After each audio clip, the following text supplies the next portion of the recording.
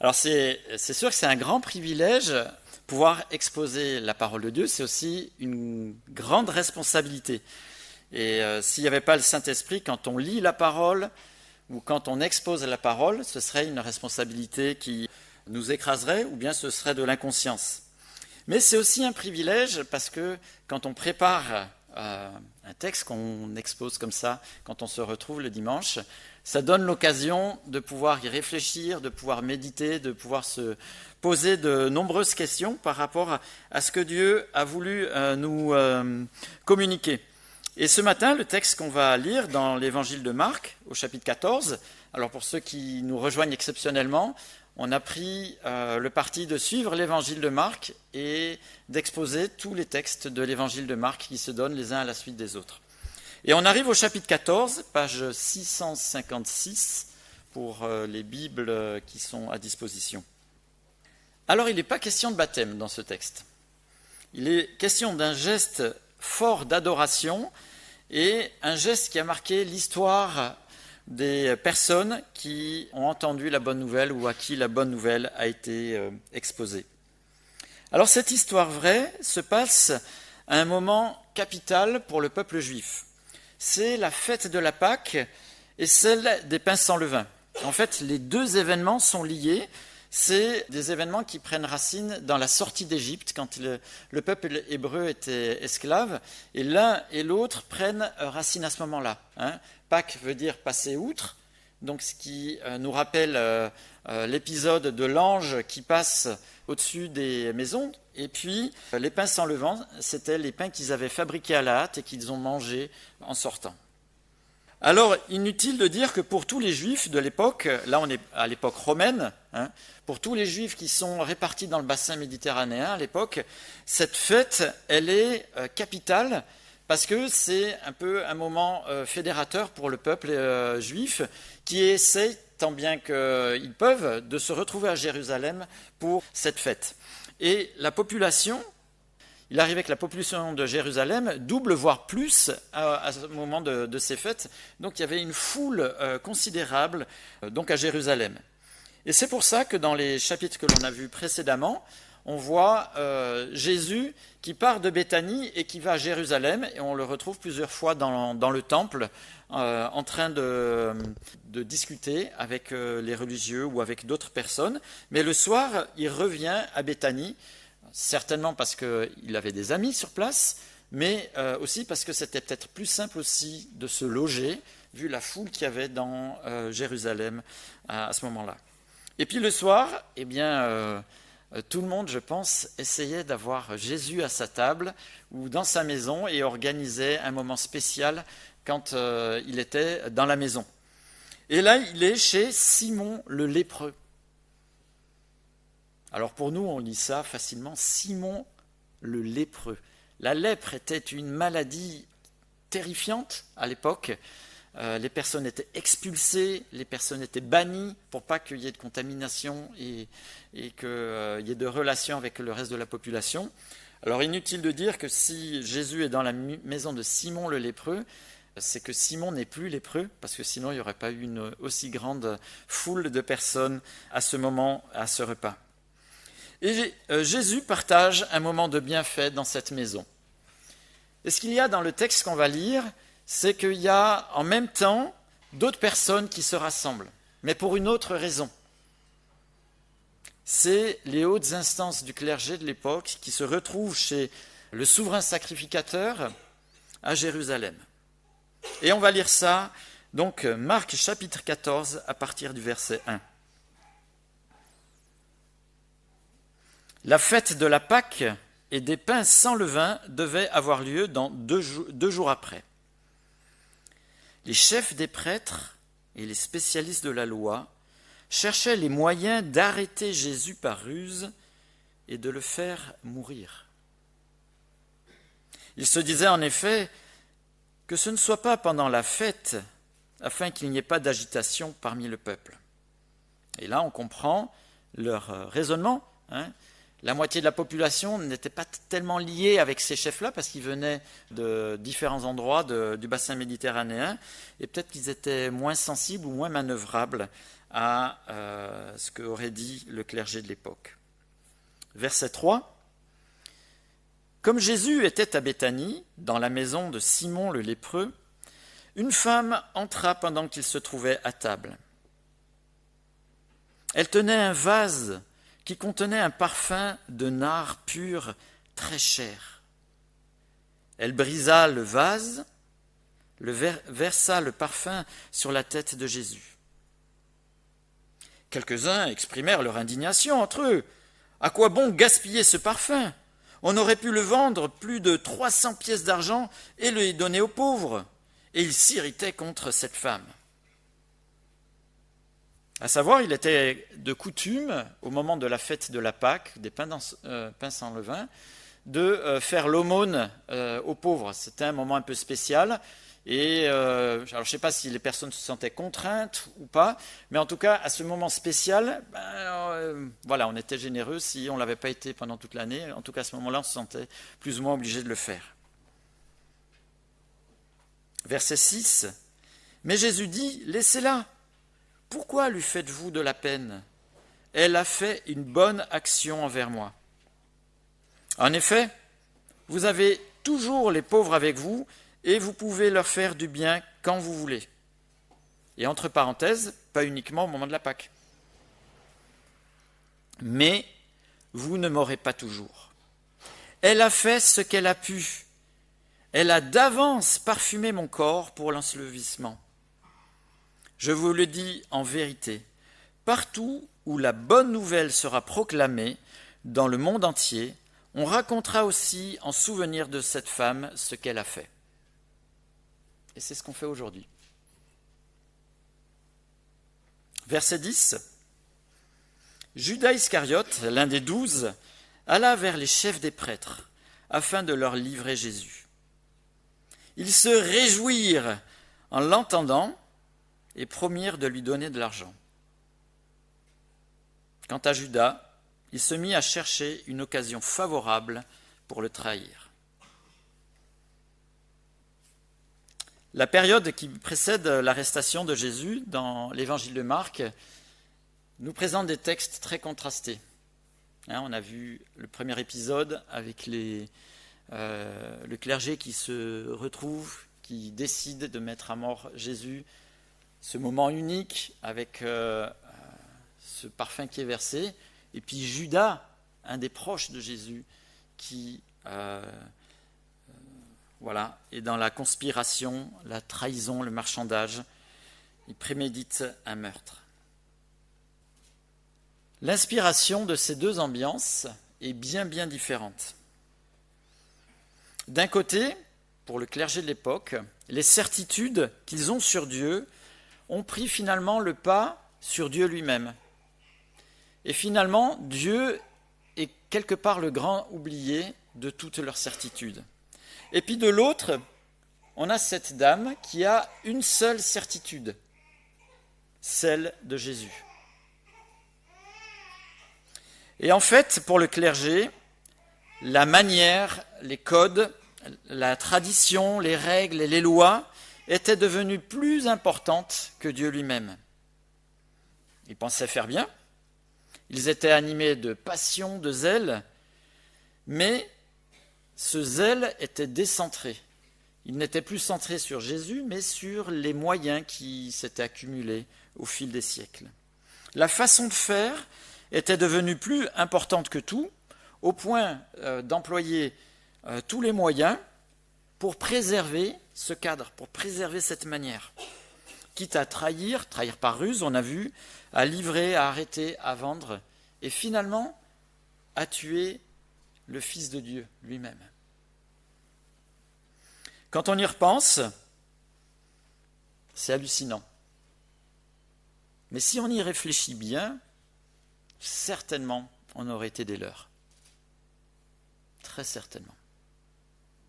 D'où l'importance de ce que Dieu nous confie dans la parole, d'où l'importance de ce texte, pour que ça change nos mentalités et qu'on puisse éviter de tomber dans le même piège.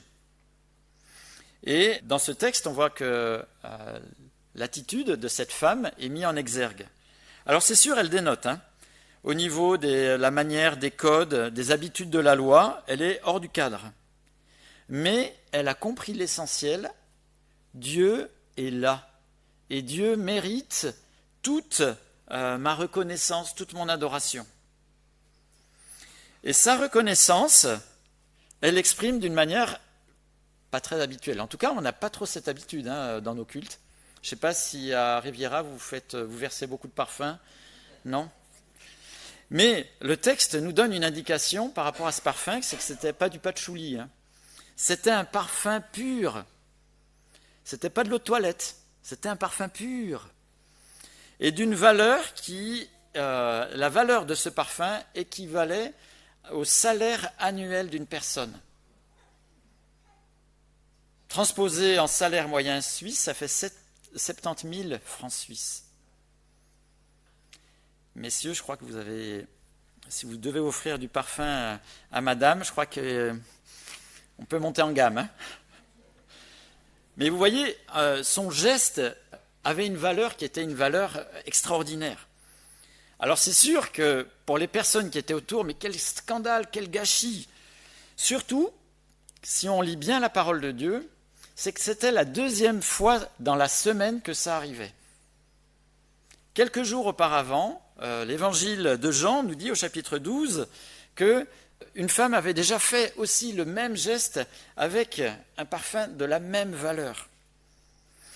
Et cette première fois, c'est Judas qui avait fait remarquer que c'était du gâchis. Et là, de nombreuses voix, donc il n'y a pas que Judas, de nombreuses voix s'élèvent pour dire « mais c'est un gâchis ». Vous imaginez, avec 140 000 francs suisses, on aurait pu renflouer les caisses de l'Église. Non, ce n'est pas ce que dit le texte, mais Jésus aurait répondu, vous aurez tout le temps de vous faire des budgets d'église. Mais moi, vous ne m'aurez pas tout le temps.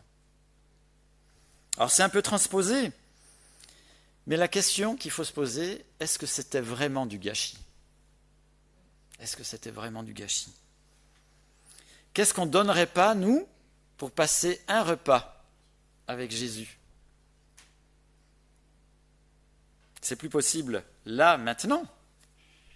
Mais elle a profité de ce moment était unique. Mais elle a surtout compris une chose. Le plus important, c'était Jésus. Le plus important pour nous, c'est aussi Jésus. Et Jésus dit, elle a fait ce qu'elle a pu. Elle a quand même été l'occasion pour Jésus de rappeler à toute l'assistance que son ensevelissement était proche. Et elle a parfumé son corps à l'avance en vue de son ensevelissement. La suite de l'histoire dans les évangiles, et on peut lire la suite dans les évangiles, nous dira que quand Jésus est mis au tombeau, le lendemain, des femmes viennent pour s'occuper du corps, et s'occuper du corps voulait dire aussi le parfumer, mais elles ne le pourront plus. Pourquoi ? Parce qu'il est ressuscité. Donc ce geste a une valeur extraordinaire. C'était presque un geste prophétique d'anticipation. Dans ce qu'elle a pu, elle a fait quelque chose d'hors du commun. Si on prend un peu de recul par rapport à ce texte, et avec un peu d'honnêteté, difficile de dire si si nous, on ne se ferait pas embarquer par l'importance de la forme au détriment de Jésus. Et c'est d'ailleurs certainement pour ça que le texte de ce matin est là, pour nous alerter, pour nous faire réfléchir et pour méditer par rapport à ce sujet. Parce que regardez, Judas était quand même quelqu'un qui a eu le privilège d'être des années à côté de Jésus, et pourtant, lui aussi se laisse embarquer dans quelque chose qui le met à livrer Jésus. D'ailleurs, vous voyez comme quoi des fois la forme peut avoir un impact et altérer notre discernement. Une femme est rabrouée parce qu'elle gâche 300 pièces d'argent, et Judas vendra Jésus pour 30 pièces d'argent. Quelle ironie dans le schéma de pensée de Judas. Et quand on est aveuglé, on manque des fois de discernement et il y a des incohérences de ce type. Et en lisant ce texte, je me disais, nous aussi, il faut faire attention. L'importance de la forme au détriment de Jésus. Et ça peut avoir des impacts à la fois sur le plan de nos certitudes ou de notre engagement ou service pour Dieu. Sur le plan des certitudes, nous avons peut-être des certitudes sur finalement tout ce que l'on a lu de la Bible. Et finalement, qu'est-ce qui est le plus important ? Par rapport à la création, est-ce que c'est plus important les 24 heures chrono ou est-ce que c'est plus important des périodes ?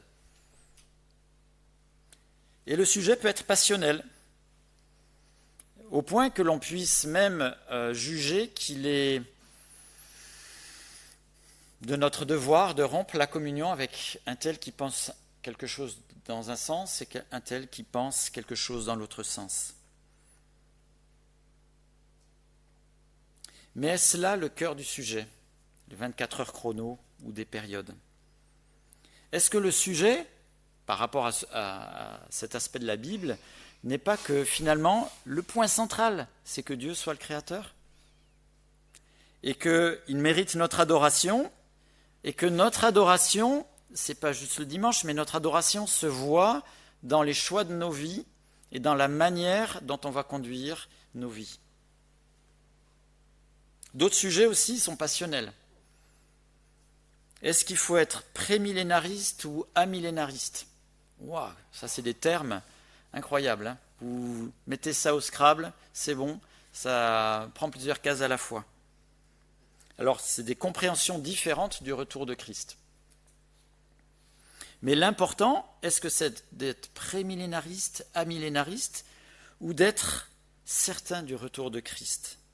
Et que ces certitudes se voient dans mes choix pratiques du quotidien. Si j'ai la certitude que Christ revient, la manière dont je conduis ma vie est totalement différente. J'ai été scotché récemment par un étudiant en théologie qui venait de terminer sa formation et qui, avec un sincère enthousiasme, devait être à disposition d'une communauté. Et cette communauté en avait vraiment besoin et il était super enthousiaste d'y aller et ça m'avait beaucoup impressionné. Finalement, au dernier moment, il a dit qu'il ne pouvait pas parce que la communauté n'était pas amillénariste ou prémillénariste. Je ne vous dis pas quel était le côté qui avait été choisi. Et que lui en parlerait dans toutes ses prédications. Mais je me suis dit, mais le cœur de la prédication, c'est Christ. Et vous voyez comme très rapidement, nous, on peut se faire obnubiler par l'un ou l'autre aspect et on en oublie l'essentiel. Et là, la femme qui a versé le parfum, c'était peut-être décalé, c'était peut-être pas comme il faut, mais elle avait compris l'essentiel. L'essentiel, c'était Jésus. Nos compilations, nos compréhensions, alors compilation, c'est plutôt un terme moderne, on pourrait parler de théologie, mais ça revient à la même chose. Nos playlists, on pourrait dire aussi. De ce que l'on croit sur Dieu, sur le Saint-Esprit, sur Jésus, ne doivent pas prendre le pas finalement sur Dieu, sur le Saint-Esprit et sur Jésus. Et des fois, on est plus attaché à nos synthèses que finalement à Dieu lui-même. Et c'était le cas des religieux de l'époque. Les synthèses avaient été emboîtées au fil des siècles, et c'était ces synthèses qu'ils défendaient. Et puis finalement, Dieu donnait la réponse qu'ils attendaient, elle était là, et ils étaient agrippés à leur synthèse. Ils n'ont pas vu l'œuvre de Dieu. Alors on a eu le plaisir d'être tout à l'heure les témoins des baptêmes. Et là aussi, qu'est-ce qui est le plus important ? La forme du baptême ou le lieu du baptême, au lac ou pas au lac, s'il fait mauvais temps, beau temps, voilà, on peut se poser des questions des fois. Qu'est-ce qui est le plus important ? Est-ce pas plutôt l'identification à l'œuvre de Christ, cette identification qui est personnelle ? Alors, c'est pas que la forme est sans importance, parce qu'elle est symbolique, hein, mais le cœur du message, le plus important. Des fois aussi, sur l'autre signe que Jésus nous a transmis et ordonné de vivre, qu'est-ce qui est le plus important au niveau de la scène? Est-ce avec du vin ou avec du jus de raisin? Est-ce que c'est avec une coupe ou est-ce que c'est avec une coupelle? Est-ce que c'est avec du pain brioché ou du pain sans levain? Le plus important, n'est-ce pas, que nous nous souvenions tous ensemble de l'œuvre de Christ à la croix. Pour tous les hommes, pour nous et pour soi en particulier. Réalité pour nous. Et de se projeter dans son retour glorieux. Alors les aspects pratiques, ça peut des fois faire sourire, mais des fois ça ne fait pas sourire. Et j'ai vu des personnes dans une assemblée quitter l'assemblée parce que ça ne rentrait pas dans la case dont la personne s'était accrochée. Et finalement, un geste qui est un geste de communion, parce qu'on s'est accroché à la forme, devient un geste de désunion. Pourquoi ? Parce qu'on s'est focalisé sur la manière plutôt de se focaliser sur le cœur. Le cœur, c'est l'œuvre de Christ pour les hommes et pour ceux qui célèbrent la scène, ceux qui l'ont accepté.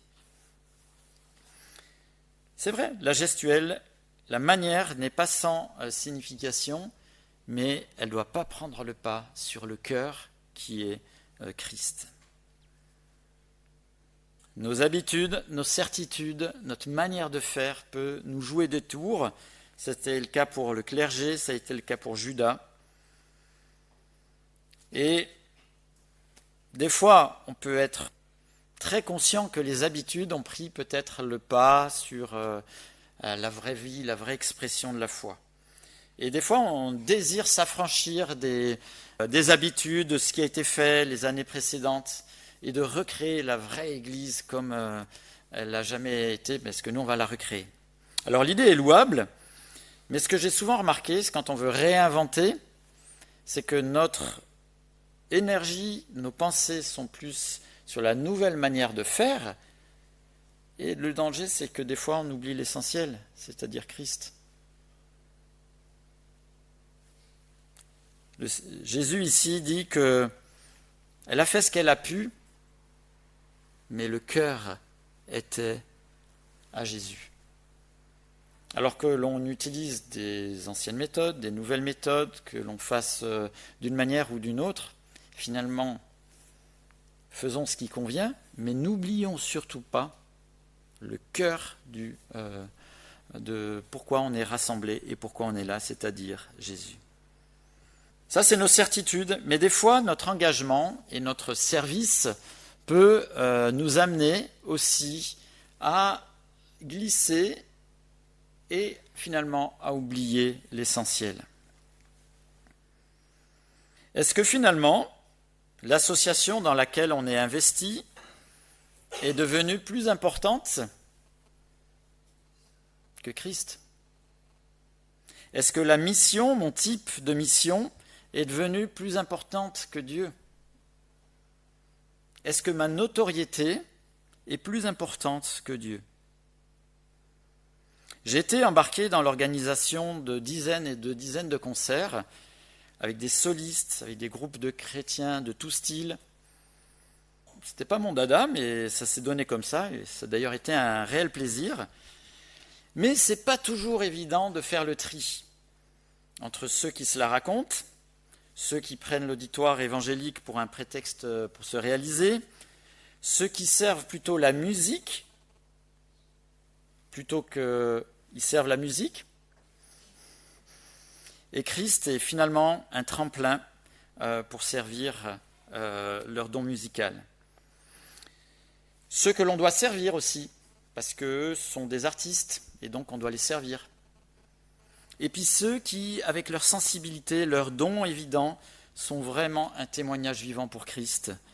Et ça se lit dans leur manière d'être, et ils vous laissent un témoignage qui est remarquable. Et c'est pas évident de faire le tri. Et j'étais, pour le dernier concert que j'ai organisé, derrière les montagnes, là, qui sont de l'autre côté, dans un pays un peu hostile, qui est de l'autre côté, j'ai vraiment été émerveillé par un soliste super connu dans le monde évangélique qui est venu faire un concert. Ce qui m'a touché, alors son concert était parfait, c'était nickel, mais ce qui m'a touché, c'est le temps qu'il a passé avec notre sonoriste qui faisait ce qu'il pouvait par rapport à la pointure qui était là. Il a passé du temps avec lui, il a été comme vraiment un frère, un papa avec lui pour lui apprendre, pour lui montrer, etc. Et en même temps, il s'inquiétait de savoir si une personne qui était nouvellement veuve serait présente pour pouvoir l'encourager. Ce soliste, il aurait pu avoir le melon, et il a été d'une profondeur qui m'a peut-être plus touché que le concert qu'il a fait. On aurait pu dire, on a vu Christ, voir l'action de Christ dans sa vie, avant, pendant et après. Là, j'ai parlé de l'aspect de concert, de musique, mais les prédicateurs aussi. Les prédicateurs sont-ils plus connus que Christ qui sont censés présenter? Ou est-ce qu'à la fin de la prédication, on se souvient encore qu'on a parlé de Christ? Est-ce que finalement, des fois, on retient plus la facilité, le charisme de la personne plutôt que le message qu'il est censé véhiculer? Et là, vous voyez, la forme, le service, l'engagement peut finalement prendre toute la place au détriment de Christ. Un orateur francophone de renom a été invité pour une soirée d'évangélisation. C'était dans le sud de la France. La salle était blindée de milliers de personnes, je pense. Il a beaucoup parlé toute la soirée pour cette soirée d'évangélisation, de beaucoup de choses. Il n'a jamais parlé de Christ.